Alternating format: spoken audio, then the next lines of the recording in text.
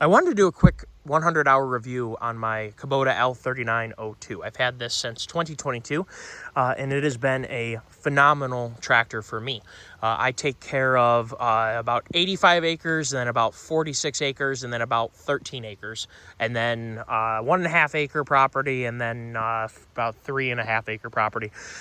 So I kind of get myself into all kinds of different things, and this tractor kind of does it all extremely well. The first thing I would start off with, if you're shopping for tractors, I want to be the first to tell you, I'm not the first to tell you, but it's a joke. Please make sure that you get some sort of quick attach mechanism for your loader. If you're buying a John Deere, obviously you're going to get a John Deere one, but if you're getting a Kubota or any other brand, get the skid steer quick attach, because it opens up your tractor to do many things. The front of the tractor, you could run something as interesting as a brush mower or a mulcher if you had a hydraulic power pack in the back. I have a hydraulic post hole digger for this, which works incredibly well. It's a skid steer one, but there's plenty of hydraulic flow to do what I need to do. Obviously, you're not going to drill into rock, but it drills holes for me just fine. The full length of the auger, 12-inch auger. It's a really, really nice tool. Forks on a compact tractor, you'd be amazed how often you use them. They're really great for, obviously unloading pallets, but moving assorted things. And also if you just palletize your stuff, and then it makes it easier to move, like you could put your implements on pallets and then you can load them on a trailer, or load them around your property if you need to move it for some reason, like water or something like that. Having pallets is an amazing opportunity for you to have. A grapple with a third function valve is highly, highly recommended. This tractor just loves loader work. It's a very good loader for the size of tractor. It has basically all the power that the weight of the vehicle needs. I do have filled rear tires, and I don't always run an implement on the back, simply because the filled tires actually do counterweight the load quite well on flat ground. I highly recommend that you're very careful with a compact tractor when you're doing loader work on non-compact ground. And the reason is because the front axle tips, and it allows you to have some articulation to keep at least 3 tires on the ground at a time. The problem is that when you get a load biased all the way this way, now the tractor wants to tip and pivot, and sometimes that pivot is just enough to upset the apple cart and tip you over. So compact tractors will hurt you. Please, if you're doing loader work, heavy loader work, keep your ROPS up and be smart. Wear your seatbelt so that you don't end up falling underneath the tractor when it rolls. I don't want any of you guys to get hurt, because compact tractors can and will hurt you if you don't respect them. This is a 39 horsepower tractor. It is roughly equivalent to what you'd get for like an L4060 in terms of horsepower, not in terms of frame size. Each time you go up in frame size, you're going to get more pulling power, not necessarily more horsepower, because you can buy a L4702, which has more power than an L4060. In the same way, in other frame sizes, you can go up in frame size but not go up in horsepower. The twin to this machine, which I think is potentially an extremely good unit for a lot of you, is the 2502. And yes, it's pouring down rain, but I love spring rain. I was just working on food plots. This tractor has done everything I've ever wanted to do. I've had lots of deadfall, especially in this corner. Some of it is cut up over there that I've used the grapple to clean up. This thing will carry, and I have many videos on this tractor doing work with the grapple. It is an amazingly powerful tool, and it opens up the door to you not having to work as hard, which is the end goal for all of this. It has plenty of power for a 6-foot brush mower. It has plenty of power. I run a 48-inch tiller on here, and the reason for it is I originally got it to plant trails as well. So I didn't want an obnoxiously sized tiller. I would have no reason to believe that a 72-inch tiller wouldn't run on this, or a 60. It's got just tons of power. You're not really working the tiller that hard when working. Yes, it's coming down now. I highly recommend that you consider R4s or R14 so that you have a little extra traction over turf tires, because these have much tougher carcasses to prevent puncture. I haven't had any puncture. However, my right front does leak slightly. I believe it's a valve stem. I do need to take a look at that. Look at this beautiful rain shower that opened up on us. We're going to conclude this fairly quickly. This is the gods saying, Doug, you need to make shorter review videos. This is a very special tractor for the landowner. I want to really quickly touch on open station versus cab. I originally was dead set when I got more property getting a cab tractor. Thankfully, my buddy talked me out of it. He said, dude, you don't have trails made yet. You're going to puncture holes in your windows or just not be able to access parts of your property, to which he is exactly correct. The downside, though, is bees and thorns. Those are two things that you have to contend with, or skunks or, something like that. For many people who are watching this video, you may be considering a cab tractor, and for your property, it may be the best thing in the world. Here's the thing. Just because you can afford a cab tractor doesn't mean that your property is best for a cab tractor. So if you have a really tight property, sorry about that. If you have a really tight property, you may want to consider not getting a cab tractor because it may work against you in more ways than it helps you. If you have an open, like this property here, obviously a cab tractor would be phenomenal. I wouldn't have to worry about bugs or skeeters or, anything. You'd be protected as an operator from dust, which is probably why I'm, could be that or just the smoke in the air. The Canadian wildfire, the air quality is awful. Maybe because of the rain, the particle content's gone down, so suddenly I'm breathing clean air. I have no idea. This is a very special tractor. I love this tractor. I would not want anything different for what I'm doing right now. In a perfect world, someday I'll be able to afford getting a cab tractor, but I'm going to go up a lot bigger than an L60. I want to warn you guys that the frame size does go up, the load capacity does go up, but the jobs that you can do are not going to change drastically because the physical size of things kind of remains similar. This will pick up 1,000-pound, 1,200-pound pallet to a reasonable height safely and relatively effortlessly, as long as you're not trying to put it up on a second height, pallet rack. It's amazing what this loader will do with the tires filled. For added safety, of course, a brush mower or something on the back is always advised. Going up to the next size comes with cost. It comes with physical footprint. This tractor is easily half-ton towable. It is not super big. It is a very manageable unit. And as you can see, even though this tiller doesn't go outside of the tire, the end quality is still absolutely phenomenal. So for you guys with tight properties who aren't trying to do big swaths all the time, having a smaller tiller might help you too. So side detail, I did go with having 2 rear remotes installed on my tractor. My local dealer did it. It was a pain in the butt to get it custom made, and I had to pay for it. I haven't yet had a reason to use it. I specifically got it for running hay equipment, and because of some squirreliness, my hay that was planted ended up getting sprayed. It's getting fixed here in August, so getting replanted, refertilized, and hopefully for next season I'll be able to do hay. So this will be my backup tractor. I have a 1950 Farmall M that I plan to do all my hay work with, but I'd like to have this as a backup.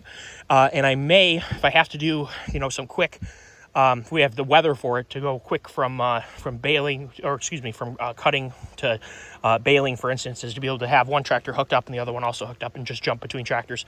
Should that ever arise, we do sometimes get hot summers where that's a thing where you could cut in the morning and bail in the afternoon. It's possible. So those of you guys in the market for this L02, having the non-clutch PTO, if you watch my video of just doing the tilling work, it'll be up on YouTube too. The electric PTO is super duper nice. Not that you can't run a manual PTO. I really, really love that. One thing I want to bring up too, you can get these in gear drive. Gear drive is super cool. I love manual transmissions. I'm a bigger guy. So for a lot of tractors, especially smaller subcompact tractors with manual transmissions, it's cramped for me to run the shifter and the clutch and the wheel all in the same place at the same time. I'm 6'2" and a bigger guy. It's tight for me. Having the hydrostatic is a huge advantage in terms of just relaxing while you're working. It's easy to go, obviously, very slow or quicker. For doing this kind of work, I've never noticed a heat being a problem. If you were, doing long ground engaging work, which obviously I don't really think you'd want to do, 40 acres of planting with this tractor. But hydrostatics have come a long way, and they were honestly good in a long time ago too. My 2006 B2630 has been problem-free, has been a wonderful tractor, hydrostatic as well. I love hydrostatic tractors, and the loader work is one of the places where that is so nice to have. The other thing is in the tighter spot, I was just doing a little bit of work over there, going back and forth between forward and reverse. It's just less fuss for you as a driver. So I would not be personally worried about purchasing a hydrostatic tractor. I think that the upcharge is worth it, especially if you're doing a lot of loader work or tight confines work. You can very precisely position this tractor, and I'm talking you could position it to a millimeter if you need to, between the forks or the tires if you needed to do some interesting maneuvering. You can place this thing within a millimeter because you have such fine control of the movement. One thing I will say, this model tractor, because it doesn't have a clutch, has the brakes over here. I love that, because then in tight conditions, I can have my foot ready to go right here, ready to get myself stopped. And I can control the speed, of course, with my right foot. I put my foot on top of the lever because then I don't have to rock my foot back and forth and move it around. If you guys have hurt hips, hurt knees, things like that, try resting your foot just directly on top of the pedal instead of putting your toes there and then having to pick your foot up to put your heel on there. That's how I've always done it. It works very, very well for me. I don't ever get tired. In fact, I am relaxed right now. I'm so happy after doing some tractoring. I just love this tractor. You guys with, under 100 acres of property, and especially if it's tight, and running reasonable equipment. I don't know if I'd want to run a really big, like, triple rotor batwing mower with this. I would think you probably could get away with a 2-rotor batwing, like a 12-footer, especially if the discharge chute was big so that you didn't have a whole bunch of crap getting all clogged up inside of it. I would like to try running that. The problem is that they're very, very expensive. I'd love to buy a batwing. I probably would use it a lot. But right now, it's not in the chips. They're very, very expensive. If they're in the chips for you, I wouldn't be afraid of giving it a try with this, especially if you were smart about catching your grass before it got like this. This thing will easily mow autumnal bushes that look like that and that. Well, that's easy. That, it'll just drive right through autumnal bushes if you need to with the brush mower. I take the bucket, I put it at an angle like this to push everything down, then I drive over top of it. It's amazing what the brush hog will do with this 6-foot brush hog, tons and tons of power. If you were keeping your land in a reasonable, if you were buying a wild piece of land, you may want to have horsepower to start off with to help you get it tamed. If you already have land that's tamed like this, an L3902 would be amazing on this piece of property because almost nothing I'm doing on the farm, at least, requires any more horsepower than a 2502 is going to put out. That is a great tractor for a lot of you guys, so don't turn that one down. The physical size of the tractor, like I said, half-ton towable easily, and there may even be some quarter tons like the diesel Colorados and whatever, and maybe if there's a towing package Tacoma where you may be able to tow this, especially if you had an aluminum trailer. So not necessarily advocating aluminum trailers because they come with their downsides too, but it definitely gets the weight down so that you can have more payload for a given weight of trailer, or more payload in the trailer for a given set of axles and a given weight of the trailer, so that you're more efficient with your tow vehicle. This is a great tractor. I just can't say enough about it. It was a godsend that this was sitting on the lot, ready to go at the end of COVID for me to buy, and it's been a perfectly running tractor. I haven't had any real problems with it. I evidently bumped the exhaust outlet when I was doing some brush mowing, probably. There is a slight bend on that steering linkage for probably doing something crazy. Keep in mind the Kubota linkage is in front, but it's a lot higher. It's very, very high. You'd have to hit something tall, and because you can see so well right there, shame on me for bumping something. The only other thing I had to do was tighten up this hydraulic connector. Got loose and it leaked a little bit. I tightened it, didn't have a problem again. So problem-free, 100 hours of hard work. I tamed multiple properties with this tractor to something that I could work with, because when I got them, they were unworkable. I've done my food plot here. We've had excellent improvement in deer hunting. My fiance has taken some really nice bucks too. We've had a very positive experience. We put up that blind, we carried the parts out here. I'm trying to remember, we used the side-by-side to tip that up, didn't we? We did something with this. Oh, well, we use the pallet forks to move blinds around when we need to unload trailers. If you need anything delivered off a truck, this thing is more than enough power to move most pallets that you get delivered, even if you bought a piece of equipment from like Woodland Mills or something like that. Anyway, love this tractor. Highly recommend a brush guard. I did, with a stick, dent my brush guard. Didn't I? Yeah, down there.